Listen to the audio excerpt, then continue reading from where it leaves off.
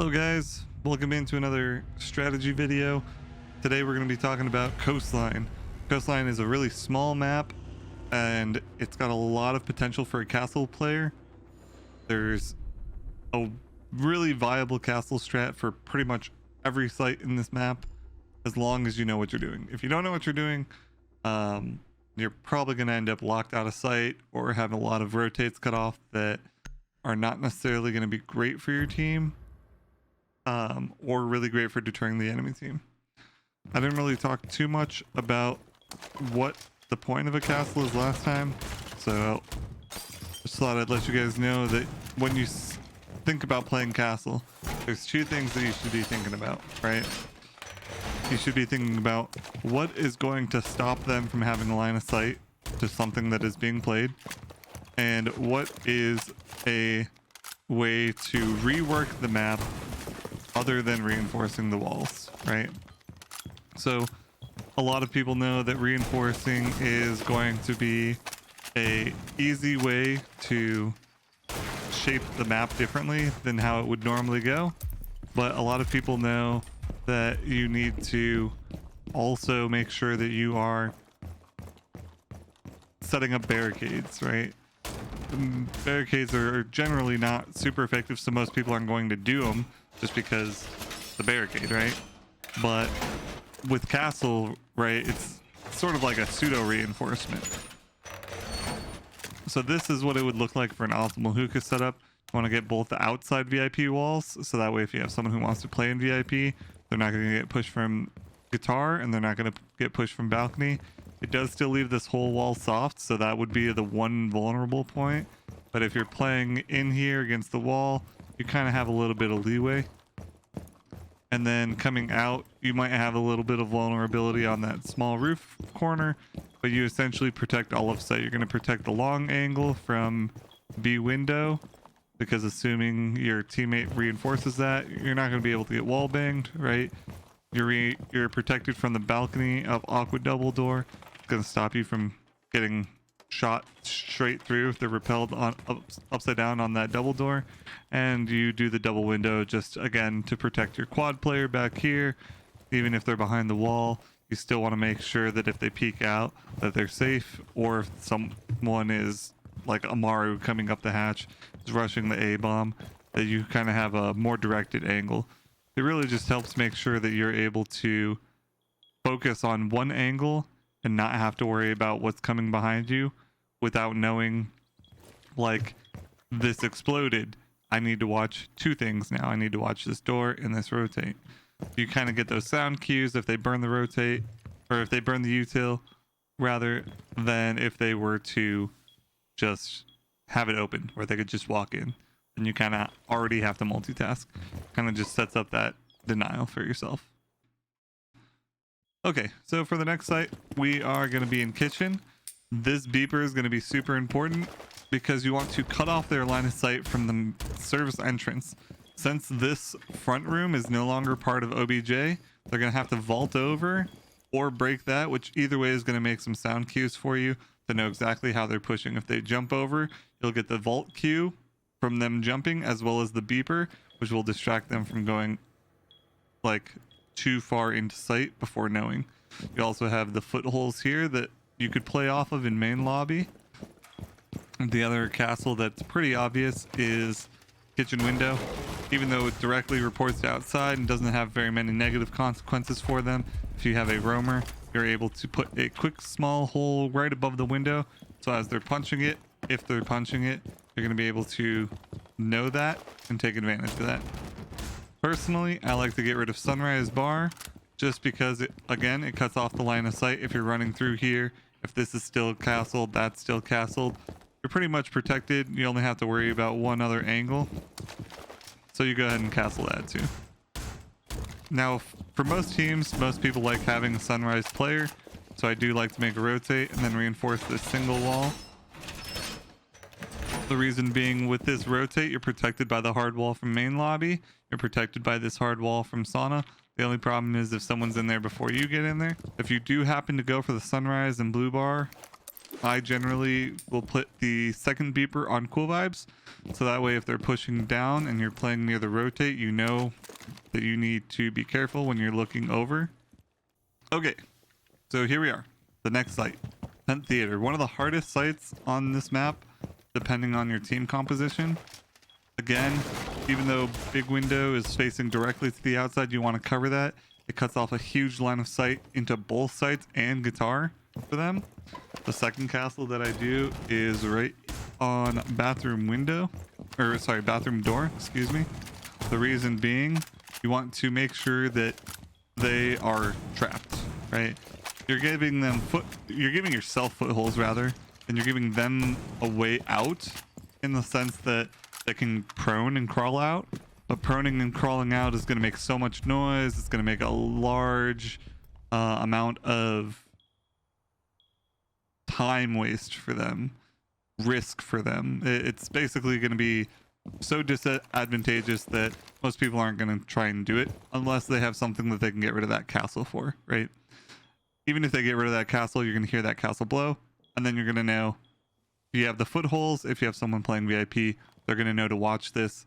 If they blow the castle, they're going to know to watch this, right? So no matter what, it's a pretty advantageous position to put your team in. Again, guitar, it's just to burn utility, really. They can punch it, yes, super easy. Most people will bring a sledge if they see a castle, and they'll probably do that. But if you have someone who's tricking the wall, whether it's Cade or a bandit, right, you want to make sure that guitar is castle just to stall for time, to give them time to trick. If they're tricking and they immediately sledge the castle and get swung on, ideally you'd have another person that's watching the angle from over in bookshelves. But if your team is a little more condensed than that, it's probably going to be a little bit harder. The last castle I normally do is for this luggage hallway. You can't really control whether or not they're walking up the stairs, but you can control how many angles you have to look at when you swing.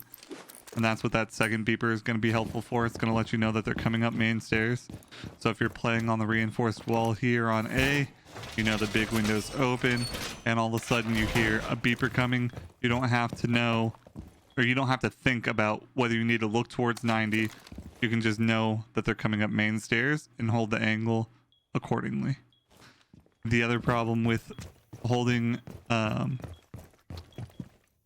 the castles this way would generally be Amaru, this bed plant here, right? So that's where you're gonna have your other teammates are kind of gonna have to play a little more aggressively. Maybe reinforce these two walls here. Definitely reinforce these two. Maybe make a rotate there that the other two walls are reinforced and you can seal off later. If you keep one reinforced in your pocket, you definitely want to reinforce those two. This one kind of becomes optional because luggage is actually castled off, so they're not going to get as deep of an angle unless they blow it. But even so, you still have this hard wall here as well as some impenetrable bomb surface there. So that's kind of a little bit where that's going. However, you do need to note that most people will try for something similar to either planting in this corner or in the opposite corner. And what you're going to want to do for those is to try and have someone playing for denial on those. There's no other way to do it, so you kind of just have to be prepared for it. Go ahead and get to the next site. So you're going to actually open up this blue bar wall with head holes, and you're going to open up head holes on this quad wall. Now, you generally want someone playing in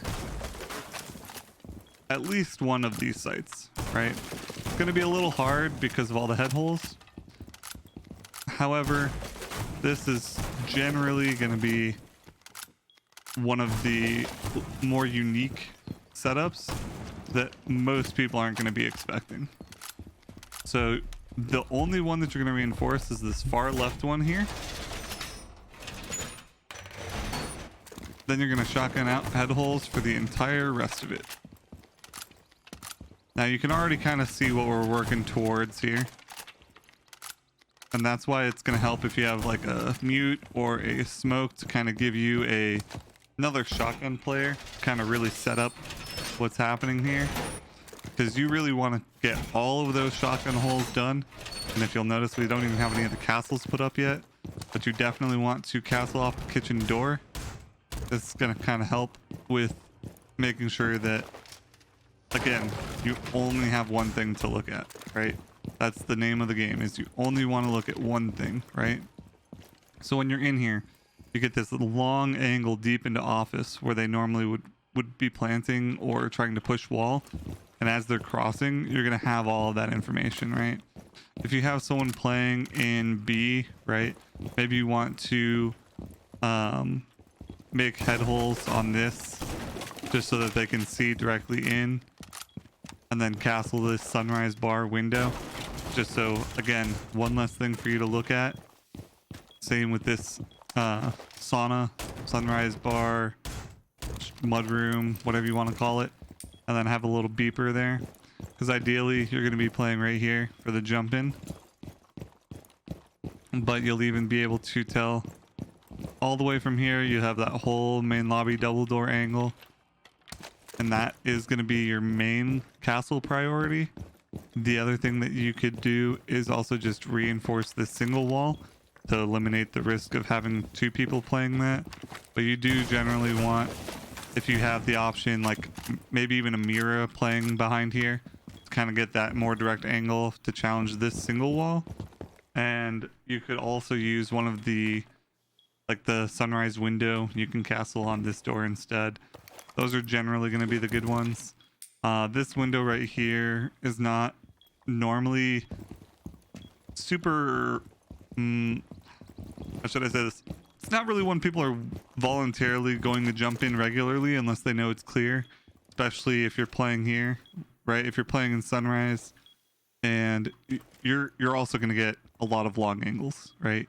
So it's really just, in my opinion, probably one of the better strategies for a castle. Naturally, like I said, you know, they can burn util, right? So they could just Zofia, Ash, Sledge, all of that open.